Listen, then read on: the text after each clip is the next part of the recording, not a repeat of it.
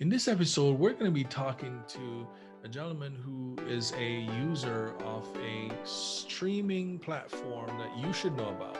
If you are interested in understanding how live stream and multiple streams of streaming works, this is a show that you definitely want to dive in with me on and listen to my recently connected friend, Stephen Hart. Folks, don't forget to subscribe to this podcast. Don't forget to send a review. Would love to hear what your thoughts are and share this podcast. Rate us, give us a rating so that we can. The rating is so helpful to us. So when you do rate us and review us and share the podcast, it's been extremely helpful. So let's jump, dive right into it and let's talk with Stephen A. Hart.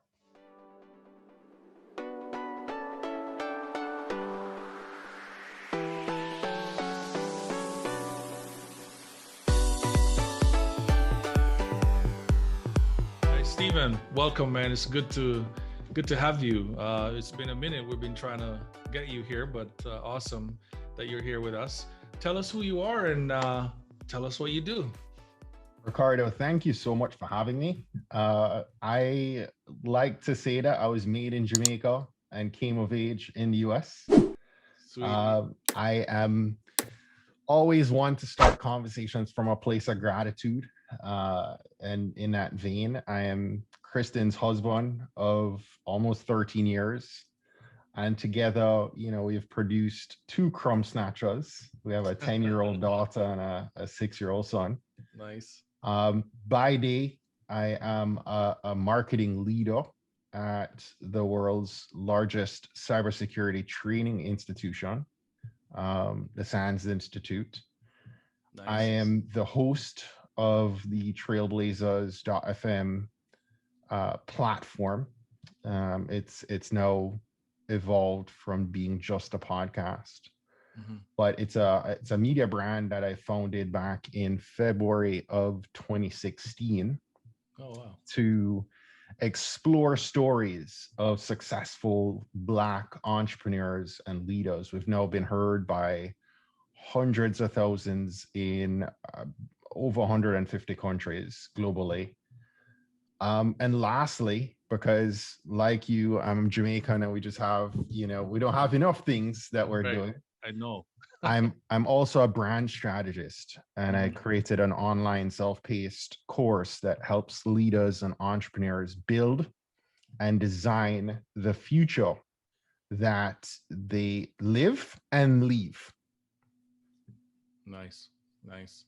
That sounds fantastic, man. And happy to be talking to a countryman. We are made from the same, they say, cloth, right? So that's fantastic. So talk to me a little about how did you get to this point? You've spoken about a few things that you're into, and you mentioned you're a marketing leader. How did you get here? Sure. So I'll go back, but I promise not to live too far back, right? Right, right. Um, I probably have a couple. I don't know. I'm gonna guess no because I feel that I'm just getting up there. That I have a couple years on you, Ricardo. Okay, okay. I'm now 44, so Mm. coming out of college, 20 almost 21 years now. Yeah. Had over 12 jobs in the first 3 years out of college. Wow. I did everything. Couldn't find my footing. I did a BA in business management, and I did every job under the sun. Eventually, my parents and some of those above me kind of shook me, right, and said, "Hey, get yourself stable." Yeah. And I was blessed to find a mentor. I'd gotten into the mortgage industry, and I found a mentor and somebody who's still to this day a dear friend in the mortgage industry uh, way back in 2003, and very quickly laid some foundation Hmm. to the person I am today. Nice. I was doing sales and marketing back then, and very quickly transitioned into starting my first business.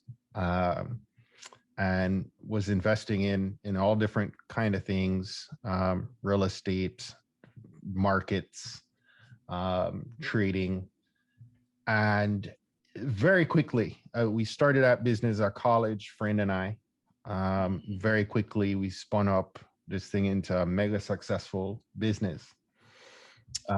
Within 2 years, we were on the books, millionaires.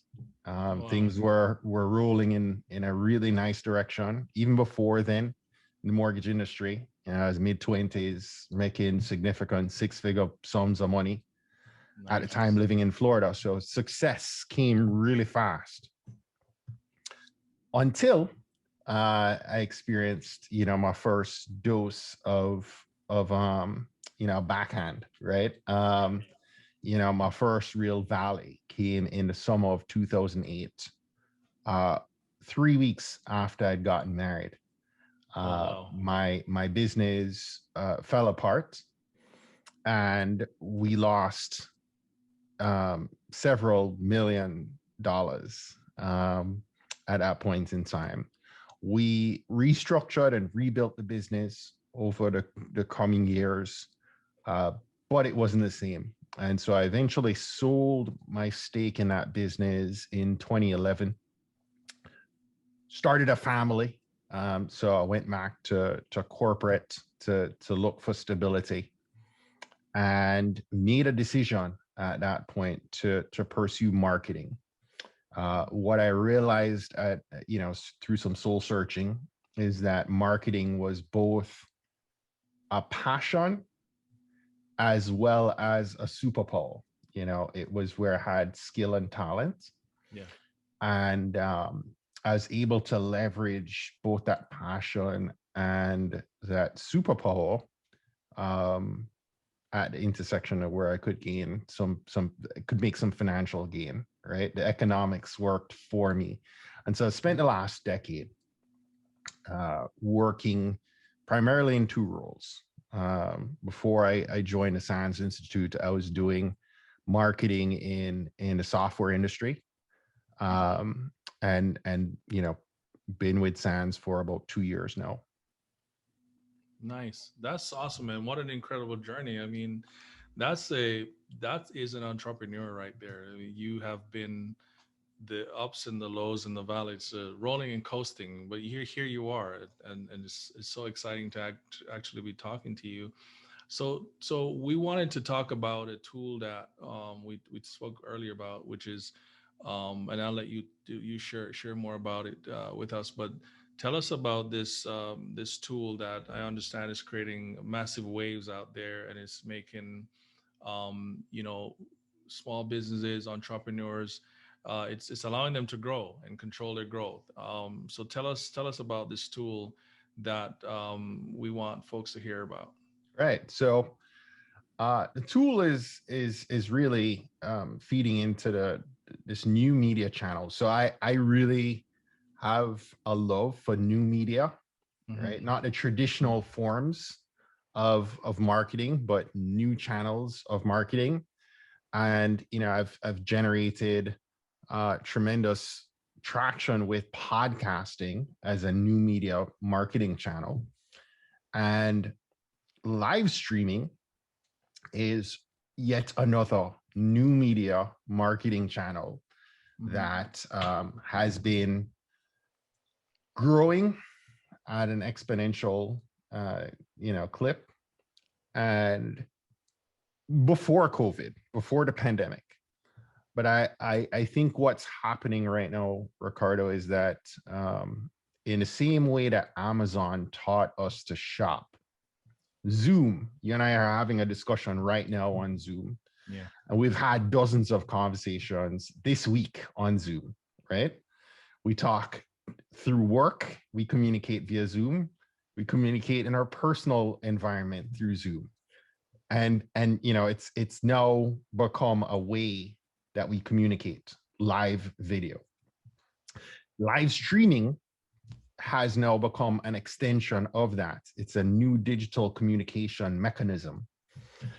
The way that Amazon taught us to shop online, Zoom has taught us how to engage, right? Um, via live video. And live streaming is just essentially an extension of that, right? It's a mechanism that allows you to communicate digitally and have this conversation. What I am taking advantage of are platforms that are coming up right now, and I'll speak to StreamYard, which is a vendor that allows for live streaming, that I've been using now over the last 6 months to stream live, what we call multi-stream, to multiple different platforms at once. Now, StreamYard in particular has the ability for you to open an account for free, I believe, with minimal functionality. Um, Mm. I am making use of a paid account within StreamYard, and they give you access to stream simultaneously to Facebook, Twitter, YouTube, LinkedIn. If you're approved for LinkedIn Lives, that is the only platform I think you actually have to apply for access to their lives. Um, but you could immediately open an account, right? And port over to those platforms. I think also Twitch, if I'm not mistaken. So you could, and I have an account on one of their higher tiers that you have like a tier that allows you to stream to 3 platforms at once, and then the next tier up is maybe 8. So not only can I stream to Twitter, I could stream to multiple Twitter platforms at once, multiple Facebook platforms at once. You could port the stream to your Facebook profile, your Facebook page, your Facebook group, or all of the above at the same time. Mm. And the beautiful thing about live streaming is that, and with a platform like StreamYard, is that you have a very clean UI that allows you to do so much more than you're able to do in Zoom. I can enhance some things around the branding. So where our name shows up in that bottom left on Zoom, Mhm. I actually have the ability to add a hex code for my specific brand color. So I can have some input on the shape and the fonts, the color of our name card. I can also design the background color, and if I even want a design back there, I can place logos on the thing. I can add a ticker tape that runs while the conversation is ongoing. And most importantly, while we're streaming to all these platforms, both uh, I as the host and my guests also have the ability to have real-time engagement with the audience watching us on Mm. all of those platforms. You actually have the benefit of seeing the icon. So if somebody comments in a comment thread on LinkedIn, you'd see that person's name, but you also see an icon for LinkedIn. So you know where that person is engaging with you from. And I don't have to be on each individual platform. And in fact, it's encouraged for you not to be on each individual platform, because there is a delay of about 10 seconds for it to pour it out.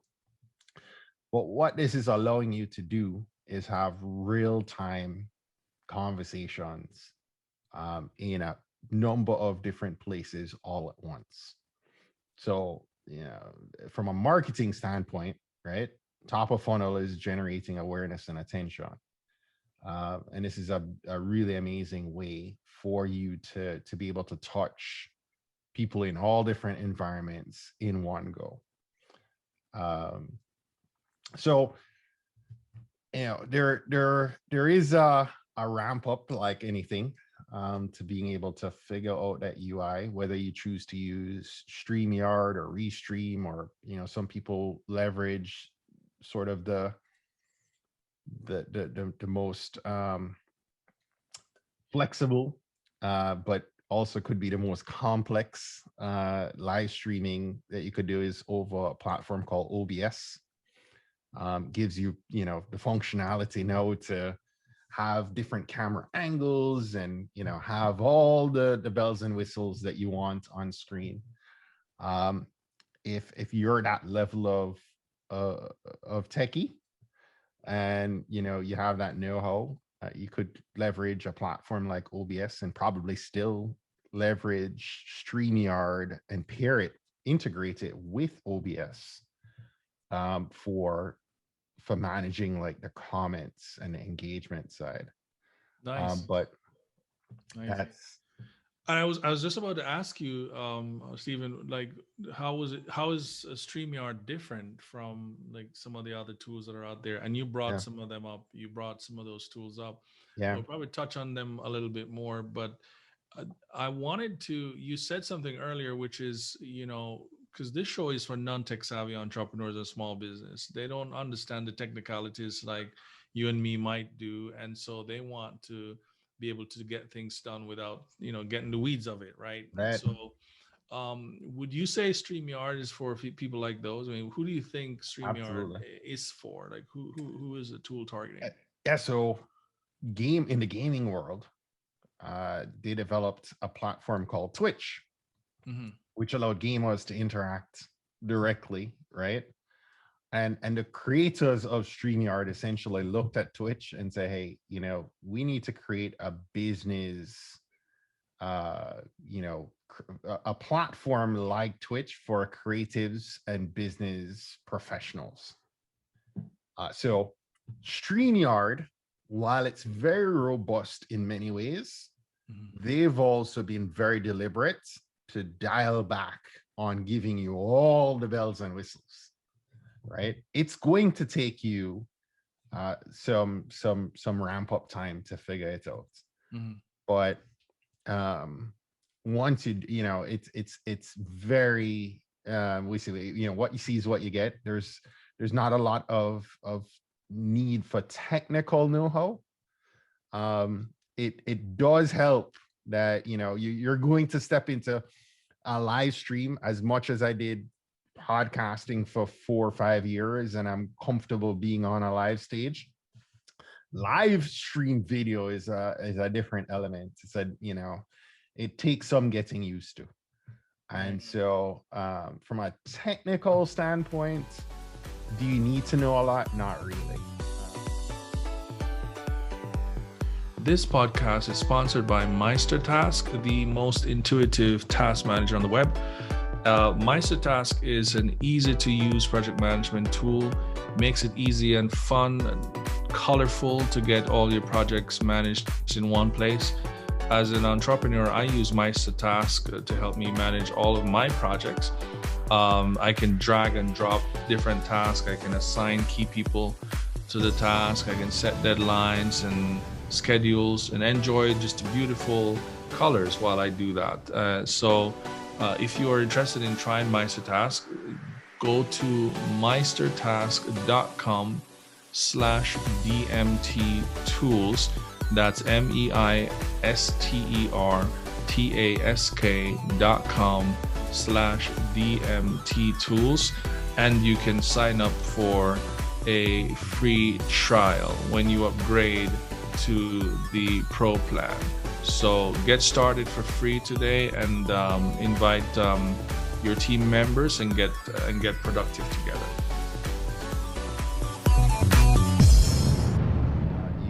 You could go baseline knowledge, jump in StreamYard and go live and not touch half of the tools and still function pretty well out the box. And then add to it. Nice. So I think to answer the question, an everyday working professional could jump into StreamYard and gain benefit from it out the box. Nice, nice. So let's talk a little about some of the practical things that you could actually do with this tool. And I could see obviously people recording, whether it's their summits or their conferences or any other thing. But talk to me a little about some of the other practical stuff that a small business owner could just live stream or stream through StreamYard. There's so many applications for it. Um, Again, it's as broad as is YouTube, right? You have billions of ways to leverage video, and just think of really any of the present day ways that we leverage video and leverage YouTube. But now all you're doing is on top of it, you're stacking the element of a live audience, which is amazing. So personally, this morning I did a live recording. Every Friday morning, I do a live taping of my conversations that traditionally would be recorded and then published to the podcast.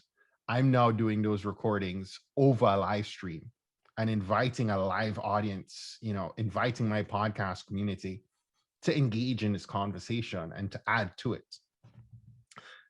In my professional capacity, we leverage StreamYard to do what would be traditional webcasts. We're now leveraging, this platform. You can also share a screen like you would on Zoom or in a webinar. So we have those ways of using it. But you can also choose not to necessarily leverage the stream aspect of it. You can also have a static recording. And like I said, the UI is one that you can set up a really nice background. You can add your ticker tape. You can add banners, and you can have a very polished video that you're recording and then editing after the fact. You can chop clips and so on, but just leveraging the platform to record and not have to add a lot in the post recording. So actually, that's a really great way for a lot of people to leverage this platform, because I use Camtasia for post editing work with my videos, and I could easily spend 2-3 hours after Zoom trying to jazz up a Zoom recording for output. I could take a StreamYard and just upload that, right? Cut what I need to cut off, and it's ready for publication, right? So if you don't have a big budget and you're wanting to record video but still have it look very polished, StreamYard could help you achieve that as well. Nice, nice. And then you mentioned earlier that it is a freemium, so there is a free version, but then you Absolutely. can upgrade to paid version, Yes. correct? Yeah, I mean, it tapers back on its features and functionality, but absolutely, you have the ability to jump in free of cost, and at least try your hand at it a couple times before making the decision to invest. Nice, nice. Because of the multi-stream capability it has, obviously can integrate with a number of platforms, right? Tell me some of the other platforms that you mentioned. You mentioned YouTube, but tell me some of the other ones that you can kind of multi-stream in StreamYard. Yeah, and I'll do that right now. You can, they call them destinations, Right. and just opening up my account here just to.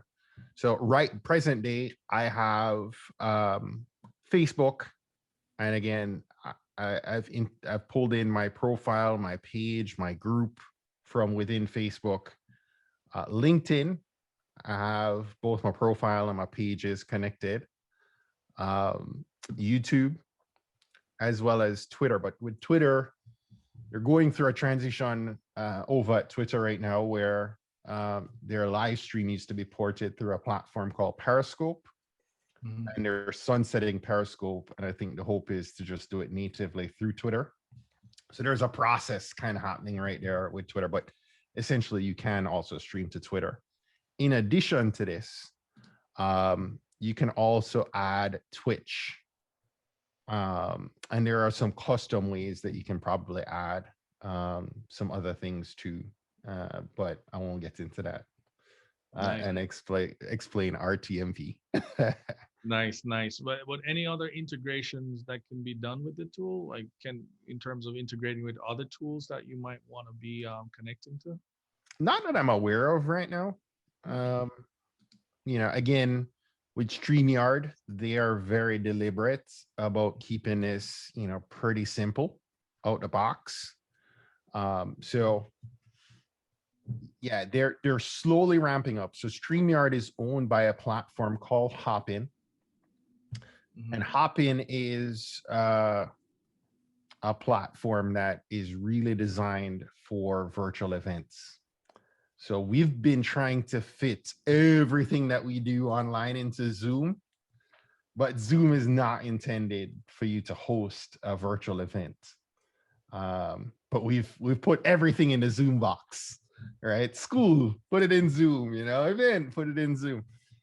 Hopin is a platform that came along and said, we are going to design a UI that is specifically for a virtual event and make it feel just like you would if you went to a conference or a live event. And Hopin's been growing leaps and bounds over the last several years. They have been buying up several platforms. They just purchased StreamYard back in the fall, for I believe 200 and something million. So I anticipate that and they've been buying several other video houses as well. Right. So what I see taking shape is that Hopin's, positioning to become an all-around video player in the years to come. And so while I still see StreamYard playing it safe and slowly growing and serving the audience that they are, I think we're going to see that only continue to evolve. Nice. This is amazing stuff.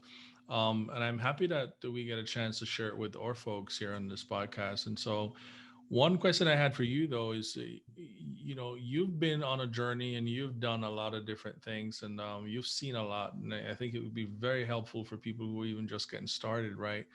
How have you done what you've done so far, and what would you say was the best thing that ever happened to you? Hmm. Um, so there are a couple of things that come to mind immediately. And it's a couple of the things that I teach my own students in a branding capacity Hmm. that have worked for me.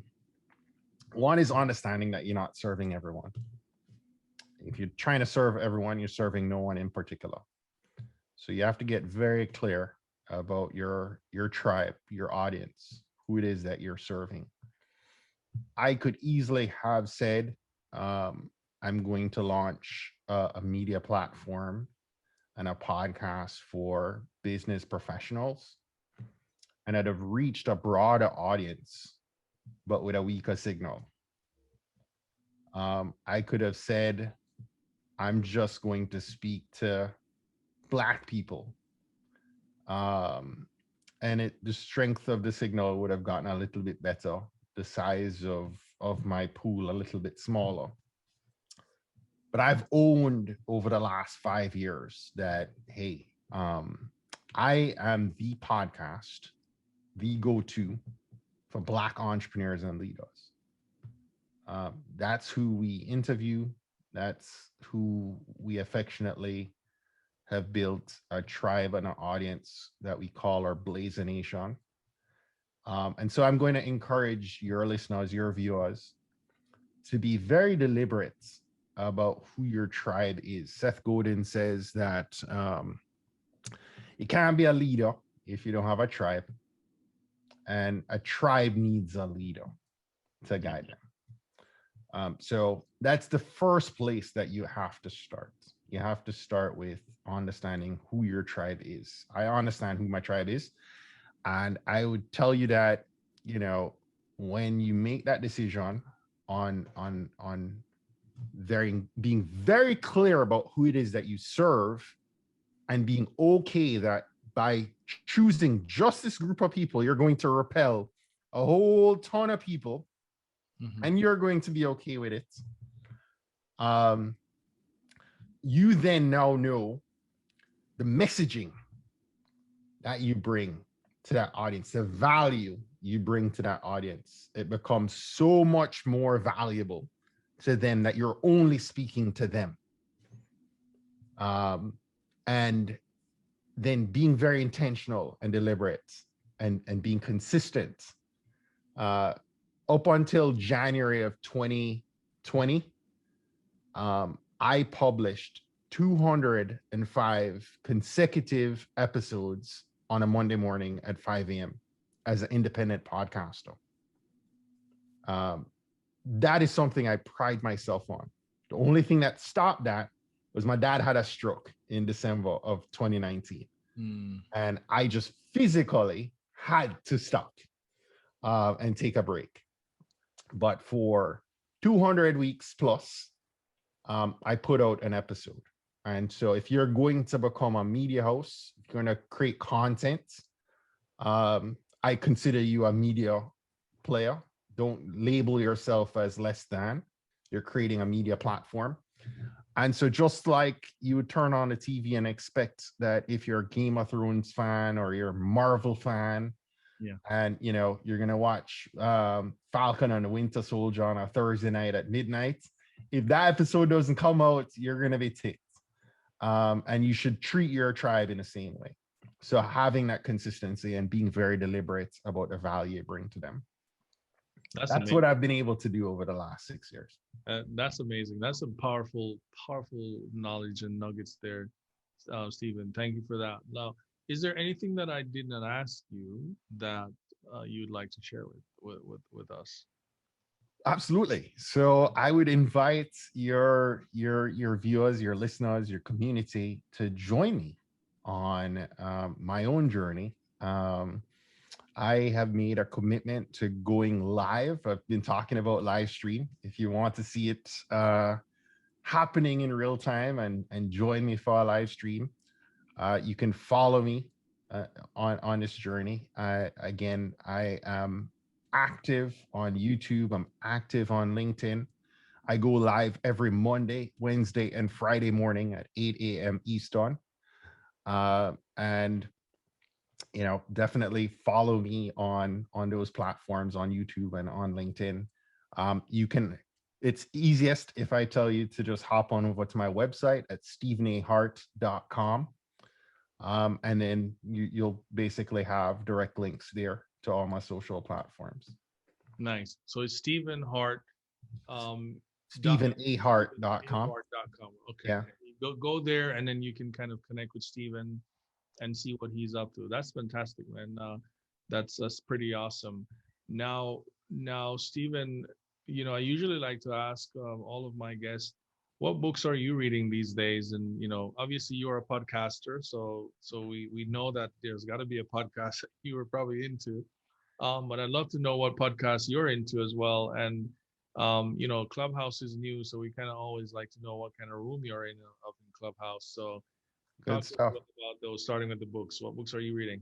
So there are a few, and I'll broaden the scope of reading. I'm huge on audiobooks. Okay. And so being a podcaster, being an audio consumer, you're touching on Clubhouse, I'm big on audiobooks. I consume at least a dozen books a year. I'm trying to do more, but I have a library of great books. I just touched on Seth Godin. Seth has a great book called Tribes. And I just referenced, a quote from that book.